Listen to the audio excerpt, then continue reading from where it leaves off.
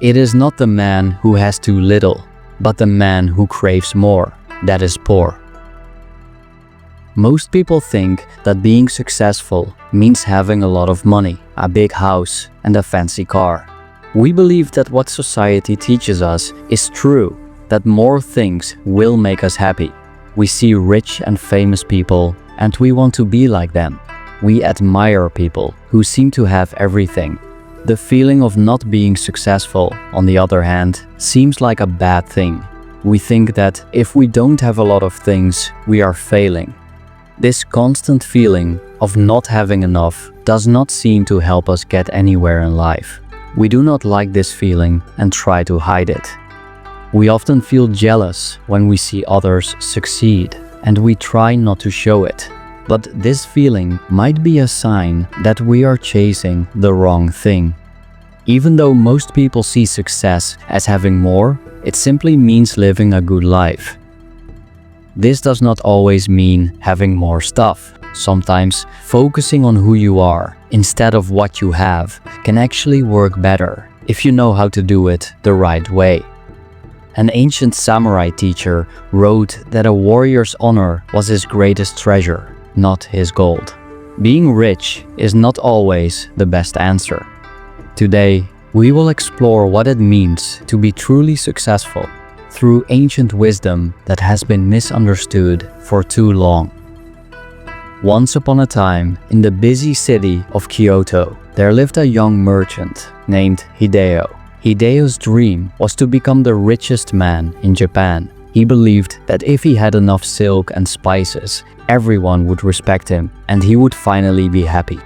One day, Hideo had a chance to sell his goods to a powerful samurai lord. He wore his finest clothes and showed off his most expensive treasures. But the lord seemed bored. The lord was more interested in an old man sitting quietly in the corner of the room, polishing a single sword. Hideo felt confused and did not know what to do. He later went to the old man, whose name was Kaito, and asked, "Why did the lord care more about your simple sword than my mountain of treasures?" Kaito, the sword maker, said gently, "You try to add things to your life to feel important. I find my importance by taking away everything that is not perfect." Hideo was confused. "How can you be successful by taking things away?" he asked. Kaito smiled and held up the finished sword. It was simple, with no jewels or gold, but it was perfectly balanced and incredibly sharp. "This sword is not successful because of its decorations," Kaito explained. "It is successful because I have removed every flaw, every extra ounce of steel. Its strength comes from its simple, perfect purpose." Over the following months, Kaito taught Hideo that true value is not in what you own, but in what you can do.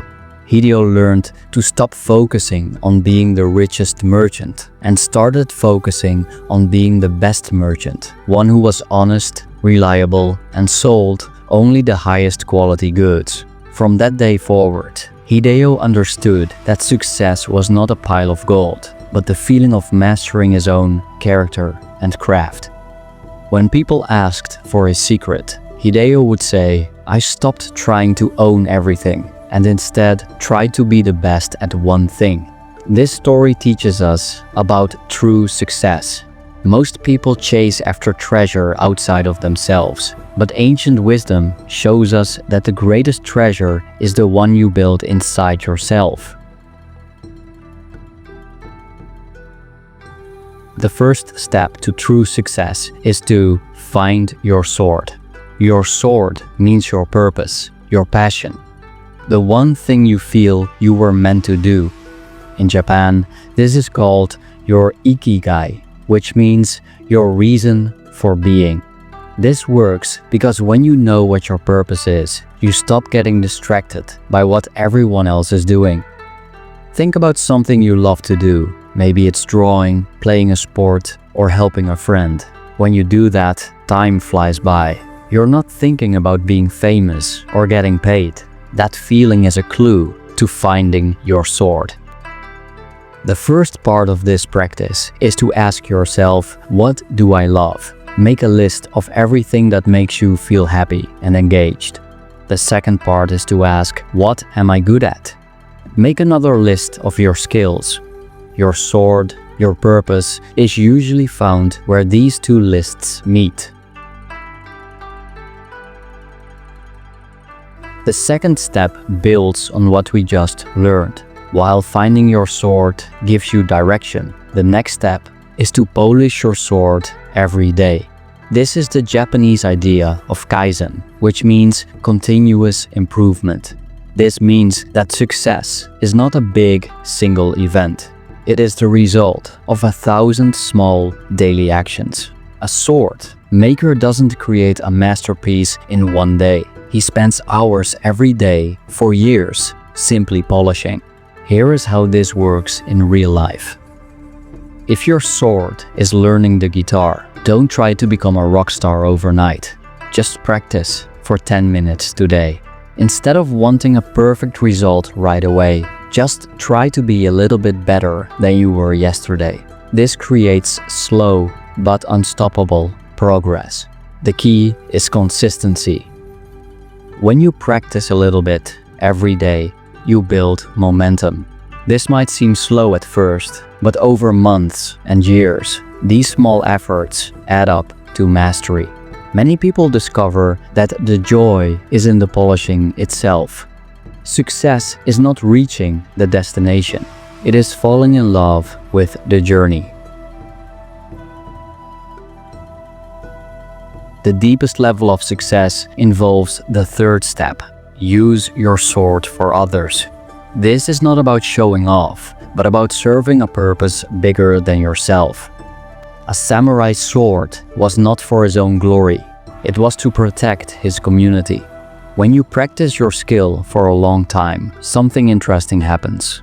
You start to see how you can use it to help people.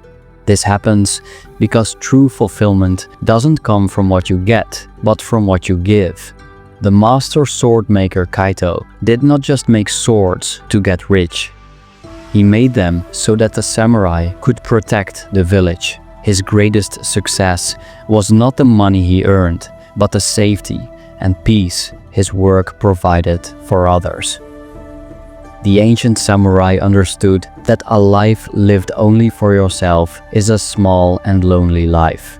They knew that true success is about making a positive difference in the lives of others. Here is how to start today. First, choose one situation where you can practice finding your purpose. Just take 10 minutes with a piece of paper. Write down answers to what do I love and what am I good at. Don't worry if the answer isn't perfect. Just start exploring. Make your first step incredibly small. From your list, pick one thing. Instead of a big goal, like become a great painter, just decide to sketch for 5 minutes. This takes only a short time, but starts building the positive habit of polishing your sword. Connect this to something you already do every day. When you finish your breakfast, take 5 minutes to do your new practice. This makes it easy to remember. Track your practice using a simple calendar. Some people find this difficult because they say, I don't know what my purpose is. If this happens to you, don't worry. Just pick one thing you find interesting and start there. Action creates clarity. You don't find your purpose and then act. You act and then you find your purpose. Others worry that their skill isn't making them rich or famous. Remember the story of Hideo. True success is the inner feeling of pride and fulfillment you get from mastering your craft. Focus on the work, not the reward. The most important thing is to be patient. Even if you don't see big results right away, you can trust that every time you practice, you are sharpening your sword. This is normal and part of the process of mastery. Remember that this method works because it changes how you see success. Finding your sword gives you purpose. Polishing it daily brings you mastery. and using it for others brings you fulfillment. The ancient samurai knew that a person's character was their greatest asset. They practiced this for their entire lives and discovered that true wealth is not something you can hold in your hands. Your life can become successful when you stop chasing what you want to have and start focusing on who you want to be. Start by finding your sword, polish it for just 5 minutes today, and trust that you are on the right path. Try this for 1 month. What is one thing you love to do that you can practice this week? Let me know in the comments. As the wise sword maker understood, a truly successful person doesn't need to show off their treasures, because their greatest treasure is the skill in their hands and the honor in their heart. Thank you for watching.